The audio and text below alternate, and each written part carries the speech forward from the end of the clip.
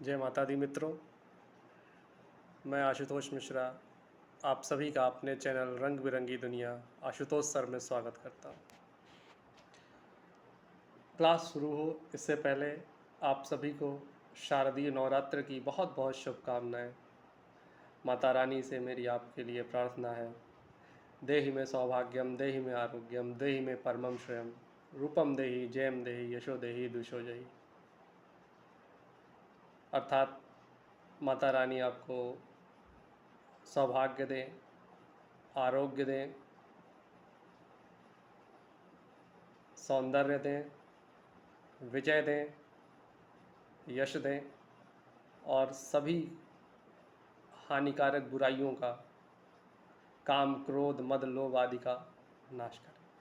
ठीक है दोस्तों, जैसा आपको पता है कि हमारा पॉलिटी का सेक्शन चल रहा है, तो अब तक हमने एक छोटा मोटा इंट्रोडक्शन पा लिया है। अब हम अपने नेक्स्ट टॉपिक की तरफ बढ़ते हैं, जो है क्या, फॉर्मेशन और मेकिंग ऑफ कॉन्स्टिट्यूशन। हमारा अगला टॉपिक क्या है? फॉर्मेशन या मेकिंग ऑफ कॉन्स्टिट्यूशन। इससे पहले कि मैं आपको फॉर्मेशन या मेकिंग ऑफ कॉन्स्टिट्यूशन पढ़ाना शुरू करूं, मैं आपसे एक सवाल पूछना चाहता हूं। मान लो आप, जो भी हो आप लोग, वॉट एवर आपका जो भी नाम है, आप बहुत रिच आदमी हैं, बहुत रिच, और आप एक मूवी बनाना चाहते हैं अपने लिए। आप बहुत रिच हैं और आप एक मूवी बनाना चाहते हैं, तो सबसे पहला स्टेप आप क्या उठाएंगे?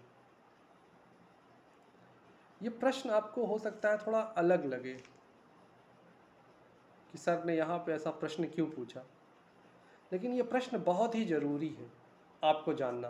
ये सबसे पहला काम आप क्या करेंगे? हीरो हायर करेंगे, डायरेक्टर हायर करेंगे,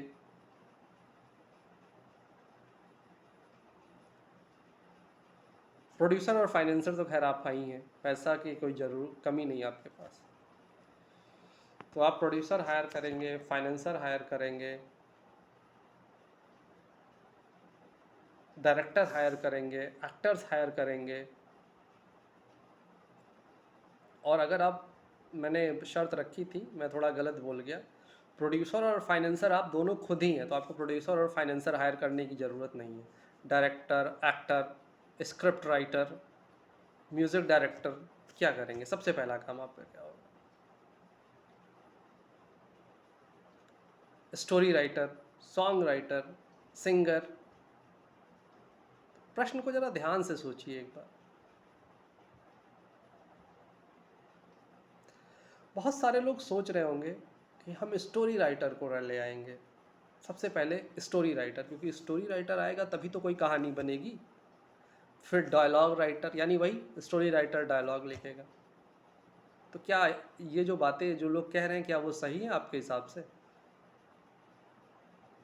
बताइए। जो लोग कह रहे हैं कि हम सबसे पहले स्टोरी राइटर को हायर करेंगे, तो क्या वो सही है? सोचिए। नहीं। सबसे पहले आपको वैचारिक क्लियरिटी लानी पड़ेगी, थॉट्स की क्लियरिटी लानी पड़ेगी। थॉट्स की क्लियरिटी मतलब क्या है? आप कैसी मूवी चाहते हैं? आप कॉमेडी चाहते हैं, एक्शन मूवी चाहते हैं, हॉरर मूवी चाहते हैं, या एडवेंचरस मूवी चाहते हैं? क्लियर है? अब अगर आपने एक बार ये बात तय कर ली कि आपको किस तरह का मूवी बनाना है, तो आप उस हिसाब से अपने सभी पात्रों का चयन कर सकते हैं। लेकिन अगर ये क्लैरिटी ही नहीं आएगी कि आपको कॉमेडी बनाना है या थ्रिलर बनाना है, तो आप कैसे मूवी बनाएंगे? भाई आपने तय कर लिया कि चलो हमें एक्शन मूवी बनाना है, और जब आपने एक्शन मूवी तय कर लिया, तब आपका क्लियरिटी हो गया कि भाई एक्शन मूवी के लिए मुझे एक्शन डायरेक्टर चाहिए, रोहित शेट्टी चाहिए। एक्टर्स ऐसे चाहिए होंगे जो एक्शन कर सकें, ऋतिक रोशन, अजय देवगन, अक्षय कुमार, क्लियर है? तो सेम यही चीज़ हमारा कॉन्स्टिट्यूशन बनाते समय हुआ।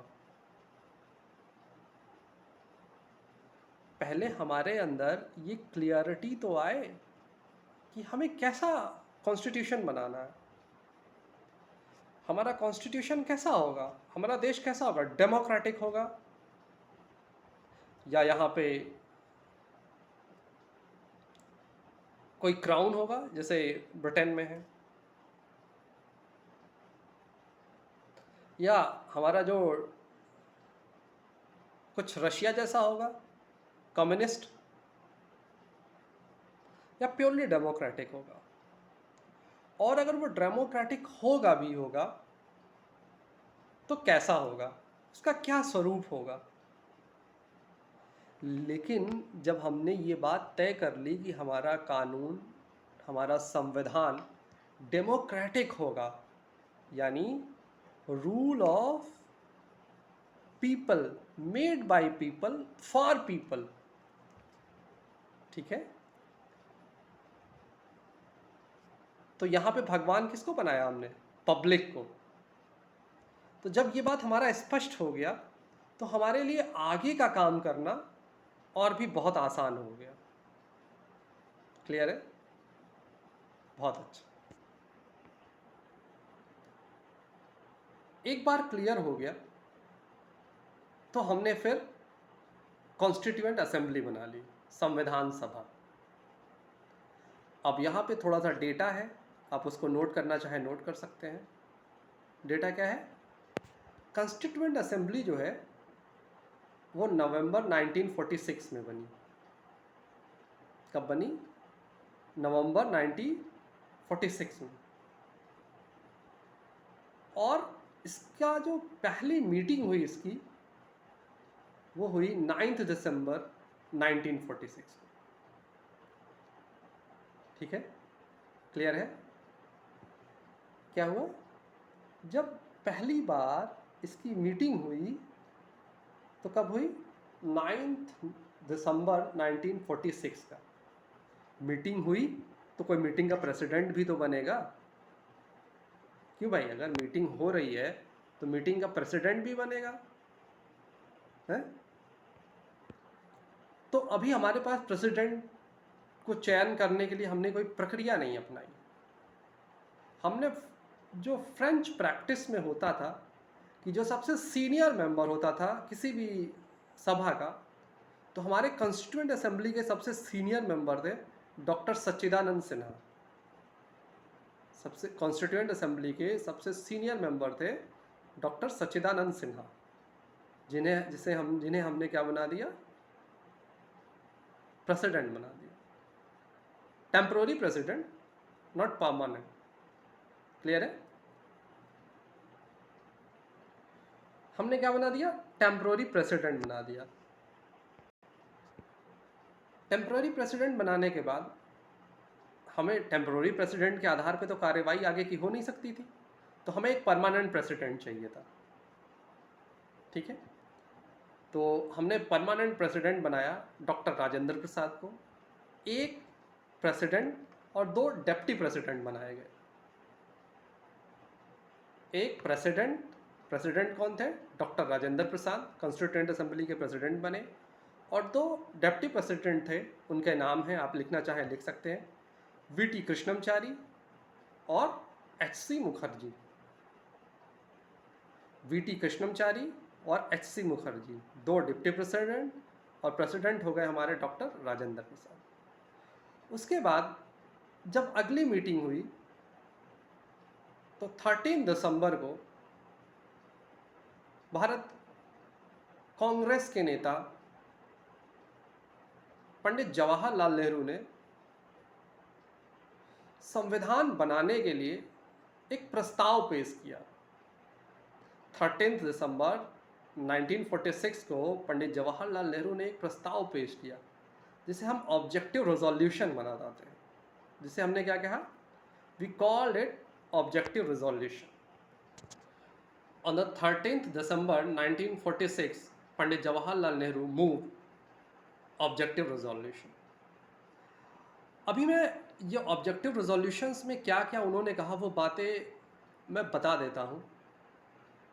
उसके बाद जब मैं आगे का बातें पढ़ाऊँगा आपको, तो आप इन बातों को ध्यान में रखिएगा। इन बातों को आप संविधान के अलग अलग हिस्सों में पाएंगे। क्या करेंगे आप? संविधान के अलग अलग हिस्सों में पाएंगे। तो आप एक मैं ज़्यादा नहीं लिखाऊंगा, 2-3 है, हालांकि उन्होंने टोटल अप्रॉक्स 8 जो है, अप्रॉक्स 8 ऑब्जेक्टिव रेजोल्यूशंस में पॉइंट्स दिए थे, लेकिन मैं ज़्यादा नहीं लिखाऊंगा, जो इम्पोर्टेंट है वो लिखाऊंगा। ठीक है, तो अगर आप लिखना चाहें तो लिख लें। In objective resolution what they said that the ध्यान से सुनिएगा, that the territories that now comprise British India and the territories that now form the Indian states। ठीक है, यहाँ पे मैंने क्या बात कही? Territories now comprise the British India. अच्छा, आपको मैं यहाँ पे ब्रिटिश इंडिया और इंडियन स्टेट्स की बात करी गई है। क्यों करी गई है? क्योंकि कुछ हिस्सा जो ब्रिटिश सरकार थी वो उसके हाथ में था, जिसका शासन वो खुद ही चलाती थी, और कुछ भारत के हिस्से थे जिन पे रजवाड़े थे, जहाँ पे ब्रिटिश रेजिडेंट बैठता था, जिसका शासन, कहने को शासन भारतीय शासक करते थे, लेकिन पूरा कंट्रोल ब्रिटिश गवर्नमेंट का होता था, लेकिन वो डायरेक्टली शासन नहीं करते थे, वो भारतीय शासकों के माध्यम से उस पर शासन चलाते थे। क्लियर है? ठीक है, तो लिख लीजिए, the territories that comprise British India, the territories that form the Indian states and such other parts of India as are outside India and the states as well as other territories as are willing to be constituted into the independent sovereign India shall be a union of them। ये बात बड़ा line का है, shall be a union of them, बहुत अच्छी बात लिखी है।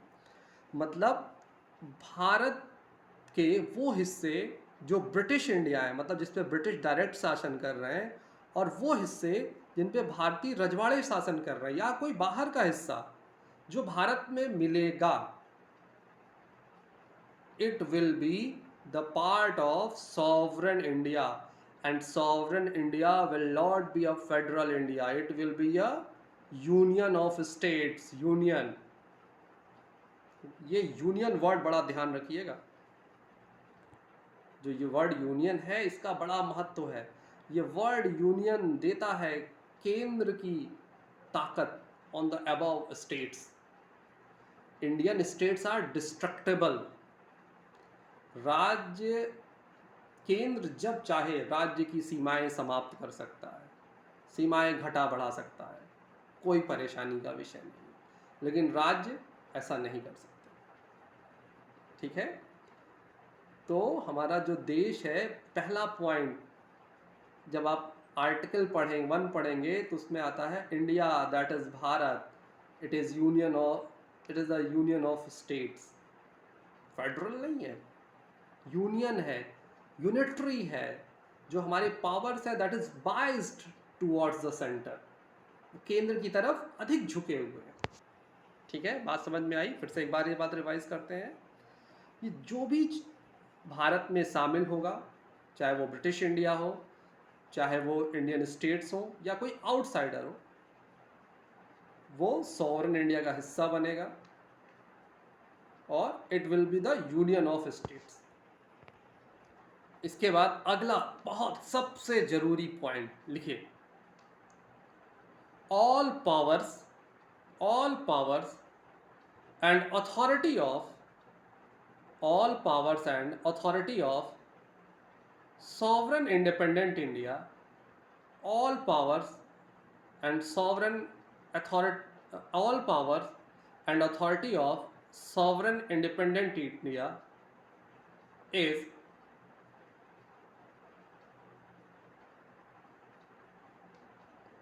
derived from people, is derived from people. बस ये डेमोक्रेटिक फॉर्म आ गया, ये क्या आ गया यहाँ पे, डेमोक्रेटिक फॉर्म आ गया। सारी ताकत जनता से आ रही है, डेराइव्ड फ्रॉम पीपल। सारी ताकत कहाँ से आ रही है, जनता से आ रही है। कोई राजा नहीं है, कोई महाराजा नहीं है, सारी power, all powers are derived from India. सरकार में जो भी ऑर्गन्स हैं उनकी सारी ताकतें कहाँ से आती हैं, पीपल से। अपर हाउस कुछ भी हो, लेकिन सरकार पॉपुलर हाउस ही बनाती है, हाउस ऑफ पीपल ही बनाती है। क्लियर है, बहुत अच्छा। नेक्स्ट पॉइंट देखिए,